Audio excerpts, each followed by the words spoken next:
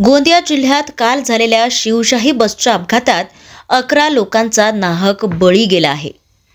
यावरून आता राजकारण तापू लागलं आहे. भंडारा आगारातून शिवशाही बस गोंदियाच्या दिशेने रवाना झाली.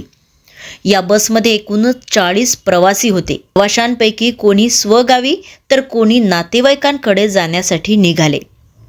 बस वेगात धावत होती. इतक्यात डव्वा गावाजवळ अचानक बस रोडच्या खाली उलटली. प्रवाशांना काहीही कळण्याआधी बसमधील प्रवासी एक दुसऱ्यांवर आदळू लागले. जे थोड्या प्रमाणात जखमी झाले होते ते बसच्या बाहेर निघण्याचा प्रयत्न करीत होते. बस उलटली कळताच अवघ्या काही वेळात घटनास्थळी रुग्णवाहिकेचा आवाज घोंगावू लागला. जिल्हा प्रशासन हादरला तर बसमधील प्रवाशांना रुग्णालयात दाखल करण्यात आले. कोण जिवंत आहेत की मृत आहे याकडे देखील लक्ष देण्यात आले नाही.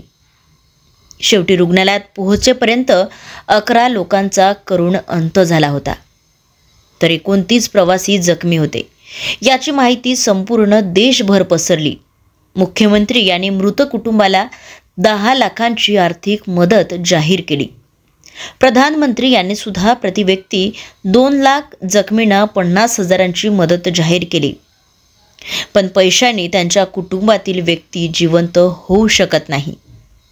त्यांचा यामध्ये काहीही दोष नसताना असा निष्पाप लोकांचा बळी गेला आहे. याला जबाबदार कोण असा प्रश्न आता उपस्थित केला जात आहे. कोहमारा ते डवा या दरम्यान शिवशाही बसचा जो अपघात झालेला आहे त्या अपघातातील जवळपास 26 रुग्ण शासकीय वैद्यकीय महाविद्यालय व रुग्णालय गोंदिया येथे आलेले होते. त्यापैकी 10 रुग्ण हे रुग्णालयामध्ये पोहोचेपर्यंतच मृत पावलेले होते व रुग्णालयामध्ये आल्यानंतर एकाचा मृत्यू झाला. असे एकूण 11 रुग्णांचा मृत्यू झालेला आहे. त्याचबरोबर 26 रुग्णांपैकी दोघांची उर्वरित 15 रुग्णांपैकी 2 रुग्णांची प्रकृती ही गंभीर आहे व बाकी रुग्णांवरती किरकोळ जे मार आहेत, फ्रॅक्चर्स आहेत, त्याच्यावरती उपचार सुरू आहेत. त्यासोबतच RH सळकर्जुनी येथे 10 रुग्ण आहेत आणि 2 रुग्ण हे गोरेगाव RHला भरती आहेत. एकूण रुग्णांची संख्या किती आहे? आतापर्यंत माहिती पडलेल्या याच्यामध्ये 38 रुग्णांची संख्या आहे टोटल. मृतकांमध्ये सगळ्यांची ओळख पटलेली आहे सर? त्यापैकी आतापर्यंत 9 लोकांची ओळख पटलेली आहे. दोघांची सध्या ओळख पटवणं सुरू आहे. सध्या ऑलरेडी जवळपास 9 लोकांचं सविच्छेदन पूर्ण होत आहे.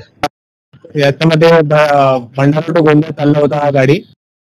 कोहमाराकडे हे उलट झालं होतं, ऍक्सिडेंट झाला होता आणि याच्यामध्ये प्रशासनाचं माहिती जे आहे ते 34 लोक याच्यामध्ये इंजरी झालं होतं आणि 34 पैकी 2 लोक गोरेगावला आहेत, 10 अर्जुनी मुरगावला आहे आणि बाकी 22 KTSला आणलं होतं आणि या 22 लोकांचा मृत्यू झालेला आहे कन्फर्म.